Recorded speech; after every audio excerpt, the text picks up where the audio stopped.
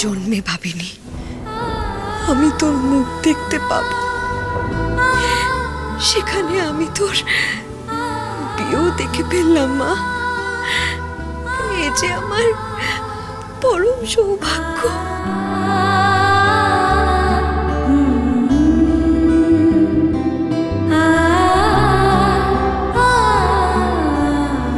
অনেক পুণ্য করে আমার মেয়ে তোমার মতন স্বামী পেয়েছে বাবা। একেবারে শিব পার্বতীর জুটি। ঠাকুর তুমি দেখো কেউ যেন ওদের কোনো দিন আলাদা না করতে পারে।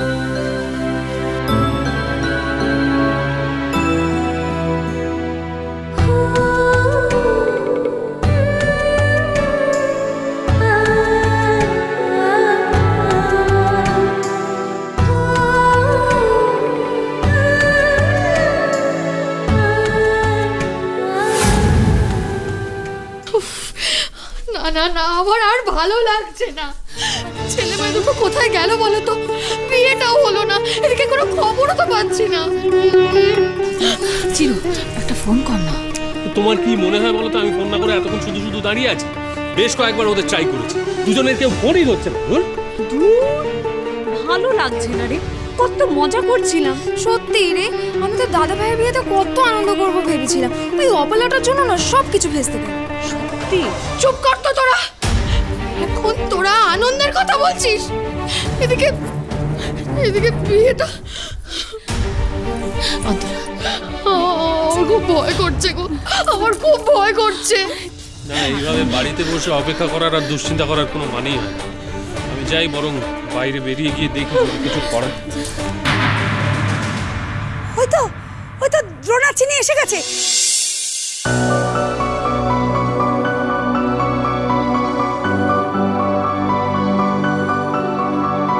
চলো তোমরা সবাই এসো এসো।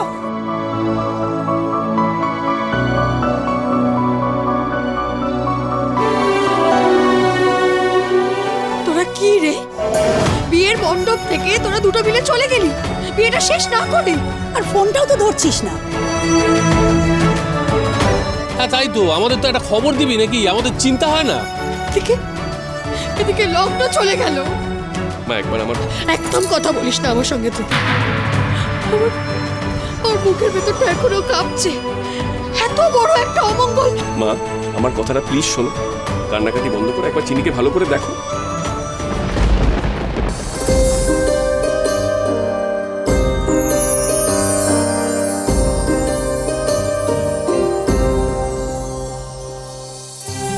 সিঁদুর? হ্যাঁ, লগ্ন শেষ হওয়ার আগে আমি চিনি শীততে সিঁদুর পরিয়ে দিয়েছি।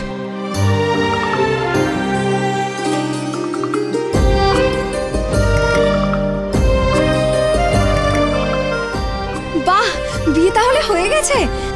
হ্যাঁ সত্যি তোদের বিয়ে হয়ে গেছে? হ্যাঁ, মাসিমার জন্যই বিয়েটা হয়েছে। যাক ভালোই হয়েছে।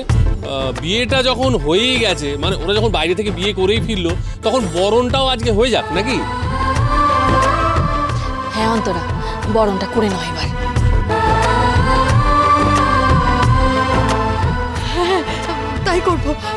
দিদি তুমি একটু আমার সাথে চলো না, বরণ ডালাটা গুছিয়ে আনি। চলো। এই শিল্পী, মৌলি, তখন তোরা দৌড় ধরতে পারিসনি তো? এখন যা দ্রোণকে আটকে মোটা টাকা আদায় করেছে। হ্যাঁ ছোটকা ঠিক বলেছো একদম। এই হ্যাঁ দাঁড়া। এই দাদা ভাই, আমার ভালো দাদা ভাই, আমার মিষ্টি দাদা ভাই, এই বেশি না 50,000 টাকা দিলেই হবে। এই শিল্পী তুই এত কমিয়ে দিলি, দেখ আর হবে না, আরো বাড়া। হ্যাঁ এত কমাচ্ছিস কেন? বাড়ি বল কি হচ্ছে কি? হ্যাঁ বিয়ে বাড়িতে যাওয়া হয়। আচ্ছা শোনো, বরণ হয়ে যাওয়ার পরই সোজা ঘরে ঢুকবে। মনে রাখবে আজকে কিন্তু তোমাদের কাল রাত্রি কেউ কারোর মুখ দেখবে না, তাহলে কিন্তু আর তোমাদের ছাড়া হবে না, বলে দিলাম।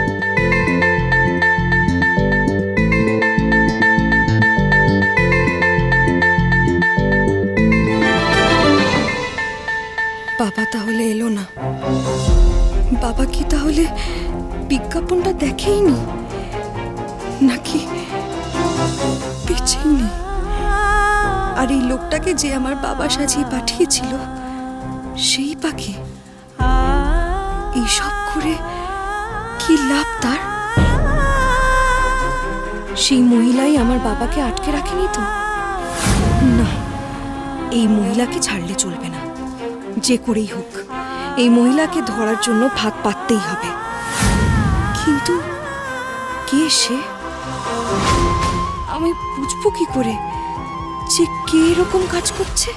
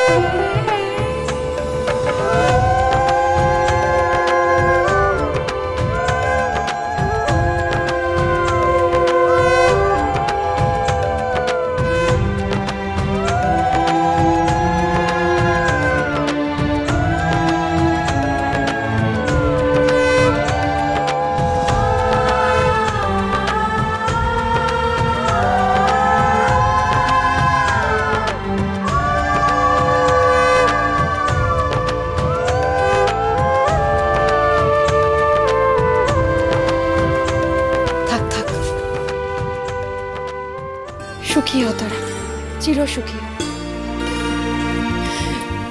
কোল আলো করে একটা খোকা বা খোকো আসো, কেমন? সুখে সংসার কর তোরা। আহ আহ কি ভালো, কি ভালো। কি ওরকম করে তাকাচ্ছিস কেন? গুরুজন একজন একটা কথা বলছেন, আমি তো তাকে জাস্ট সাপোর্ট করছি।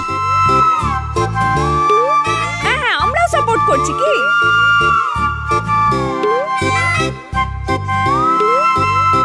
ব্যাস হয়ে গেল। এবার সকলের ইচ্ছে চিনিকে পূরণ করতেই হবে।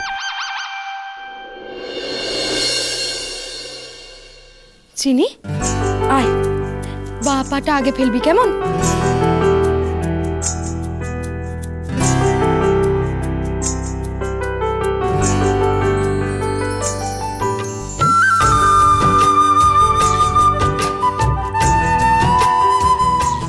যে জন্যে ছুটে ছুটে গেলে সে কাজ হলো? তোমার বাবাকে পেলে? হ্যাঁ, মানে ওনাকে নিয়ে এলে না কেন? হ্যাঁ তাই তো, তাই তো। মানে যার জন্য বিয়ের পিঁড়ি থেকে ওইভাবে ছুটে বেরিয়ে গেলি, তোর বাবার জন্য, বাবার সঙ্গে কি দেখা হলো?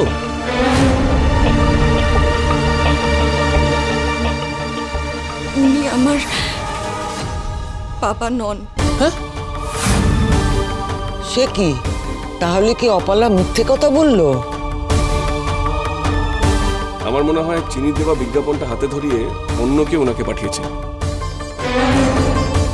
সেইটা দেখে অপলা ভেবেছিল যে উনি চিনির বাবা।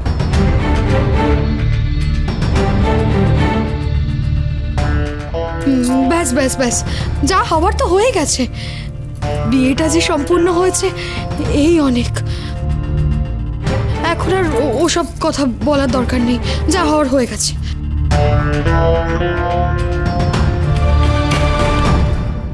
একলা পেলে একটু ওর সঙ্গে কথা বলতে হবে।